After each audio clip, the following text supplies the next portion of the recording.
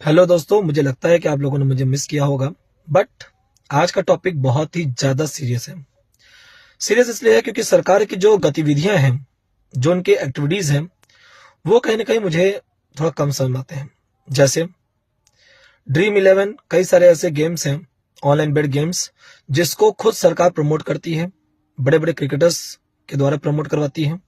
कई सारे ऐसे ऑनलाइन गेम्स खिलवाती हैं जिसमें बकायदा बैंक का इन्वॉल्वमेंट भी रहता है, क्योंकि ट्रांजेक्शन वगैरह आराम से अप्रूव रहते हैं।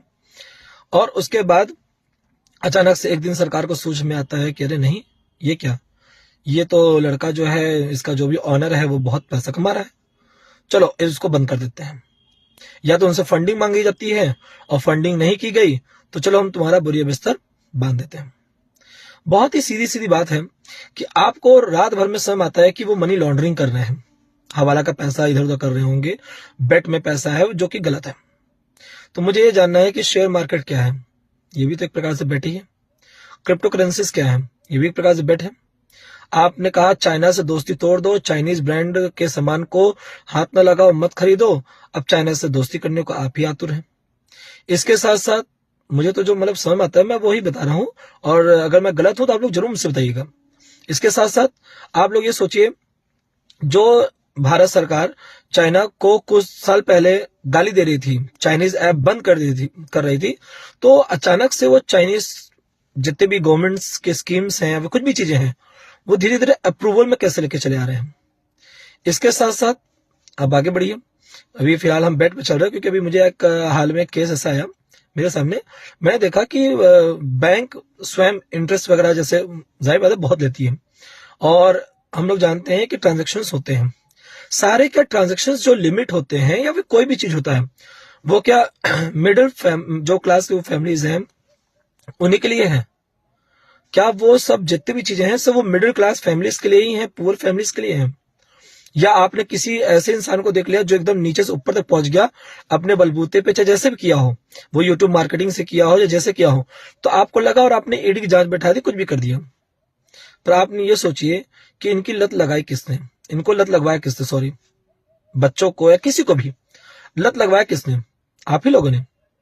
नो डाउट थोड़ा सा दिक्कत तो होगी। और मुझे जो लगता है कि अभी मैंने हाल में देखा है कि सरकार को बहुत दिक्कत होती है। अगर कोई भी सरकार के लिए कुछ बोलता है तो बहुत ज्यादा दिक्कत होती है। मेरे यूट्यूब पे अभी कुछ वीडियोस जो हैं वो बहुत ज्यादा प्रमोट नहीं हो पा रहे हैं, मतलब एक प्रकार से वो व्यू उनके अच्छे नहीं आ रहे हैं। कारण कारण इसलिए क्योंकि उसमें मैसेज आता है कि आपने गवर्नमेंट्स के कुछ नॉर्म्स को फॉलो अप नहीं किया है, आपने बीजेपी सपा मतलब कुछ ऐसी बातें की हैं जो कि इलेक्शन से रिलेटेड है, वो जो कि सही नहीं है। सच बोलना गलत है इस यहाँ पे, मतलब भारत में सच बोलना बहुत ही गलत है। और चलिए मैं आपसे ये पूछता हूँ, ट्रस्ट क्यों बनाया जाता है? ट्रस्ट भी बनाने का कारण ये होता है ना, क्या सबको पता नहीं है कि ट्रस्ट के माध्यम से ब्लैक मनी को व्हाइट मनी में ट्रांसफर किया जाता है? सब छोड़िए, मैं कहता हूँ बड़े बड़े मंत्री, बड़े बड़े उद्योगपति, उनका कभी आपने ऑडिट करवाया है? कभी उनके अकाउंट को आपने चेक करवाया है?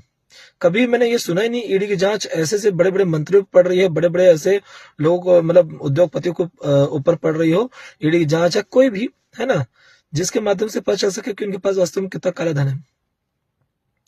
कहीं ना कहीं सरकार बाहर से काला धन लाने में सफल नहीं हो पा रही है, तो ऐसे में सरकार अब क्या करती है, जो भी मिडिल क्लास फैमिली, जो भी पुअर क्लास फैमिलीज के जो लोग हैं, जो बकायदा कैसे भी करके अपना, चाहे वो तुक्का ही मार रहे हो, सोच रहे हो लॉटरी सिस्टम से कुछ भी करके वो कमा रहे हैं, तो उनपे 30% का टैक्स लगा दिया जा रहा है।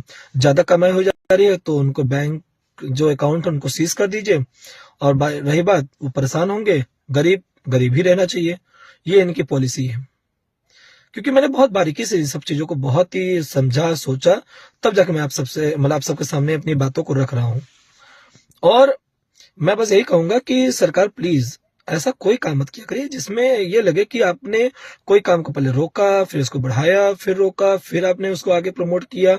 तो मैं ये कहूंगा कि वही हाल है कि दारू बंद हो जाए और फिर भी दारू बिक रहा हो, गुटखा से खाने से कैंसर होता है, बाकी चीजों से फिर भी वो मार्केट में सप्लाई हो रहा हो। आपको सब कुछ पता है।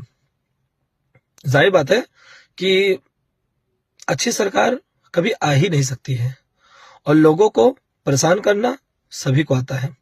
कोई भी सरकार हो, जो भी सरकार है, चाहे से पहली हो, चाहे वो अभी आगे और आए, कोई भी आए, चाहे वो करंट वाला ही चल रहा हो आगे भी, है ना, चले मतलब जीत जाए वही आगे बढ़े। बट नो डाउट आप कहीं ना कहीं अपने मुद्दों से भटकते हैं। आप लोग बस लोगों को एक कहते नहीं है चारा देना, आप लोगों ने इंडिया के लोगों को उस तालाब की मछली तरह समझ रखा है कि पहले उस तालाब में उनको डालो, फिर उनको पालो, फिर एक एक करके कांटा फंसा फंसा के उनको निकालो, मरने के लिए छोड़ दो, और जो बच जाए तो तालाब को सुखा दो, मछली अपने आप मर जाती है। आप वही काम कर रहे हैं भारत के जितने भी लोग हैं उनके साथ, कि वो जो बच भी जा रहे हैं लास्ट में बचते नहीं हैं। तो मैं यही कहूंगा कि प्लीज अपने पॉलिसीज पे थोड़ा ध्यान दीजिए, फेयर प्रैक्टिस करिए जो भी करना है, और इस तरह बचकानी हरकतें ना करें सरकार, जिसमें जो है वो ये दिखा दे कि वास्तव में वो कौन है, क्योंकि सरकार आपकी है और ब्यूरोक्रेसी आप ही के पास है, सब कुछ आप ही के पास है, और आम जनता सिर्फ लड़ सकता है। पर क्यों? क्योंकि वो जानता है उस जामुन के पेड़ की कहानी की तरह कि वो आदमी नीचे मर जाता है और फाइल यहां से वहां घूमती रहती है। मैं चाहूंगा कि ऐसा हाल ना हो, इसलिए लोग सतर्क हों, सजग हों और अपने हक के आवाज को पहचानें और ऐसे नेता चुने जो कि वास्तव में उनकी आवाज बन सके। धन्यवाद।